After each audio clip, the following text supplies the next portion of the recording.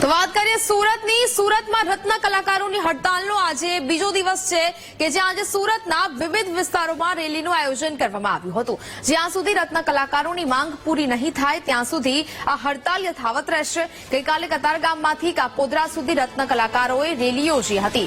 ભાવ વધારાથી લઈને સહાય ઝોન સહિતના જુદી જુદી જે માંગ છે તે કરવામાં આવી રહી છે ને તેને જ કારણે હવે આ વિરોધ પ્રદર્શન કરી રહ્યા છે હાલ રત્ન કલાકારો।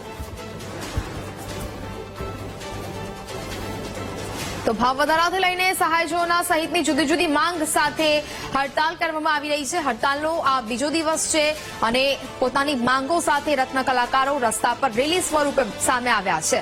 આજે સુરતમાં વિવિધ જગ્યાએ રેલીનું આયોજન કરવામાં આવ્યું છે।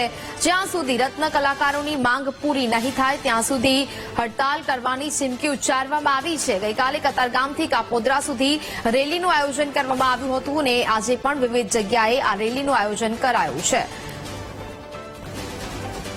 સંવાદદાતા ધ્રુવ વધુ વિગતો સાથે લાઈવ જોડાયા છે। ધ્રુવ, સુરતમાં રત્ન કલાકારો પોતાની માંગ સાથે હવે રસ્તા પર વિરોધ કરવા માટે ઉતરી આવ્યા છે। હડતાલનો આજે બીજો દિવસ છે। રત્ન કલાકારોની આખરે માંગ શું છે?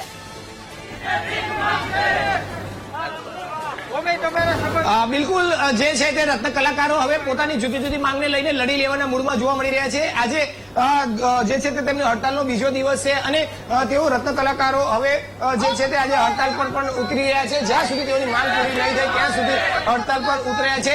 અત્યારે તમને આજે દ્રશ્ય બતાવું છું કે જુદા જુદા અહીં નાના નાના મોટા કારખાનાઓ આવ્યા છે।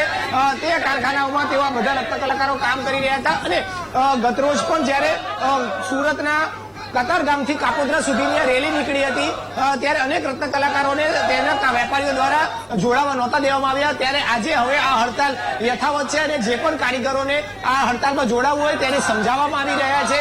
ડાયમંડ વર્કર યુનિયન ના જે ઉપપ્રમુખ છે તેના નેજા હેઠળ આ હડતાલ કરાઈ રહી છે અને તેઓ સમજાવી રહ્યા છે રત્ન કલાકારોને હડતાલમાં જોડાવા માટે કઈ કઈ માંગ છે અને શું કામ હડતાલ છે તેઓની સાથે વાત કરીશું। ભાવેશભાઈ, આજે હડતાલનો બીજો દિવસ કઈ રીતનો લોકોને રત્ન કલાકારોને સમજાવી રહ્યા છે? માલિકોને રત્ન કલાકારોની વેદનાઓ સમજાતી નથી। જે ડીટીસી કંપનીઓની જે સાઇટ હોલ્ડરો છે એની સમિતિ બનાવવા માટે ડાયમંડ ગ્રુપની જે સમિતિ છે, સુરત ડાયમંડ એસોસિએશન છે, જેમ્સ એન્ડ જ્વેલરી છે, આ તમામ લોકોએ અમે વારંવાર કીધું છે કે કારીગરોના 30% ભાવ વધારા સાથે એક ઉચ્ચ સ્તરીય સમિતિનું નિર્માણ કરવામાં આવે। સરકારે જે કમિટમેન્ટ આપ્યું છે એ કમિટમેન્ટ સરકાર પાડે, પરંતુ હજી સુધીની અંદર માલિકો એ સમિતિ બનાવવા માટે આગળ નથી વધી રહ્યા। આજે હડતાલનો બીજો દિવસ છે। સ્વયંભૂ કારીગરોએ હડતાલ પાડેલી છે અને કારીગરોને કાયદાની સમજ આપવા કે રોડ ઉપર ખોટું ટ્રાફિક ન થાય, કાયદો વ્યવસ્થા ન ઢોળાય એના માટે ડાયમંડ વર્કર યુનિયનના પ્રયાસો છે। તમે ભૂતકાળની હડતાલો સુરતની અંદર જોઈ હશે। કારીગરોને તેમણે વિનંતી કરવા માંગીએ છીએ કે ભૂતકાળની અંદર કરેલી ભૂલો આ વખતે વાગોળવાની નથી। કારીગર થકી જ કારીગર આ વખતે આપણી સાથે ઉભો રહેશે અને ચાલુ કારખાના બંધ કરવા માટે અમને અપીલ કરીએ છીએ।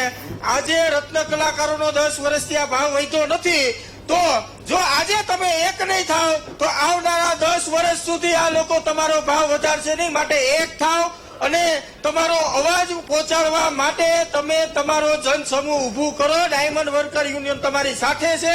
માલિકોને ફરીવાર કહેવા માંગુ છું કે કમિટીનું નિર્માણ તાત્કાલિક કરવામાં આવે, નહીતર આ જુવાળ ફાટી અને ક્યાં જશે મને તમને કે સરકારને ખબર નથી।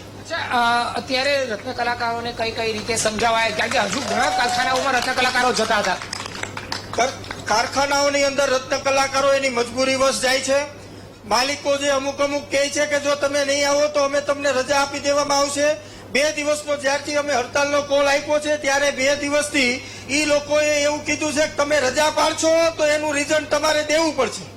મેડિકલ મેં ઇમરજન્સી હશે તો મેડિકલની ફાઇલ મૂકવી પડશે, ટ્રાવેલિંગમાં હશો તો ટિકિટ મૂકવી પડશે અને બીજે ક્યાંય ગયા છો તો તમારે એવિડન્સ દેવું પડશે, તો જ તમને રજા નહીં આપીએ, નહીતર તમને રજા આપજો। આનું મુખ્ય કારણ એ જ છે કે કારીગરો સંગઠિત ન થાય અને કારીગરો સંગઠિત થાય અને કારીગરો માલિકોને એના ભાવ વધારવા ન પડે।